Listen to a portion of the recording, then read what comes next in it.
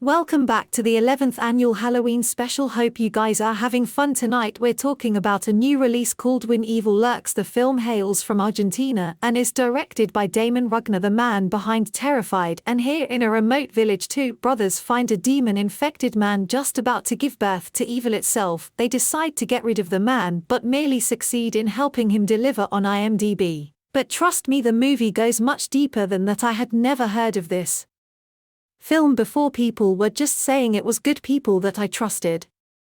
And so I went to a theater 45 minutes from my house tonight and saw it. I was the only person there. It was the very last showing before everything closed, and this ended up being one of the most brutal and vicious movies I've seen in years. The film holds nothing back. In an early scene, a character that isn't normally given such a gruesome fate in a movie is. And from then on I was like, alright, I guess everyone's expendable, anything can happen. I have no idea what to expect, which is unfortunately a very unique feeling to have when watching a movie, because we're so accustomed to how these things play out, and not that we can predict everything, and not that we don't sometimes give ourselves over to a movie and just let it wash over us, but you sometimes get to the ending of a film and you're like, yeah, that's how it would have happened. I guess I've seen that many times, and that's how movies play out. When Evil Lurks doesn't feel the first 15-20 minutes of the movie that he has a family. We also learned that he never paid child support. He wasn't around for his kids. He essentially abandoned them, and his kids don't even feel like visiting him. And he makes choices in the movie that I didn't agree with. He does things that seem stupid, that continue his plight, that makes it worse for him and everyone else, including those he loves. And you watch him make these choices,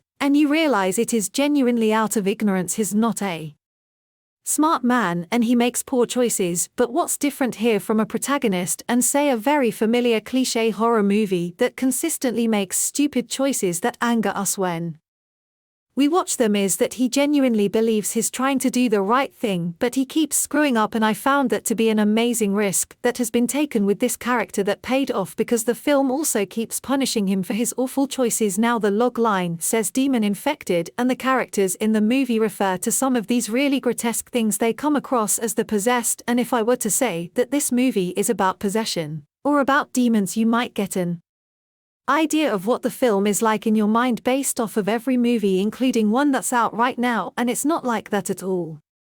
Characters, we know somebody's in that room, and so we don't want our hero to go into that room, but they don't know that, so we're ahead of them and we feel that suspense. We don't get that here. This movie is shocking though, because we are withheld so much information, and when things happen, Demián Rugna does not cut away from them and lets us see these horrible events and all of their glory, so he bypasses suspense in favor of shock, and I think it works very well. But back to my original point about our protagonist not EXAL being a very good person. We are withheld so much information even about him that we eventually uncover, and very early. This is not a spoiler I'm talking with, like that way at all. The film is breathlessly paced. Our hero, if you can even call him that, is running from terrible event to terrible event, jumping into his car and driving to yet another awful event. It's just terrible followed by more terrible. But I mentioned that you can't really refer to this guy as a hero because in so many ways he's not. And the movie deals largely with consequences, the results of really poor decisions in life coming back to haunt you. The film does an excellent job at keeping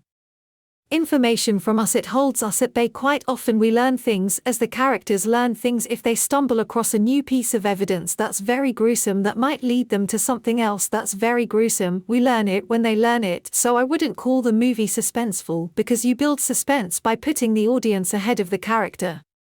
That's really sick, man. Why? I have to look at that. But what's great about it is that despite the sickening visuals and the gore and the shocking images that are in the film, it does get to you on an emotional level. The film is very deep, and it explores how a man that's made all the wrong choices in his life might start reaping the consequences of those choices, and like a lot of great horror films, doesn't really provide an easy way out. It's playing in a limited release right now. It's going to be on Shudder later this month, but please do try to see it in a theater. You don't get a chance to see films like this in theaters that much. I know VOD is tempting, but just go to the theater and support this. It's worth it. It's nasty, man. It's a gross movie, but it's good. I liked it, guys.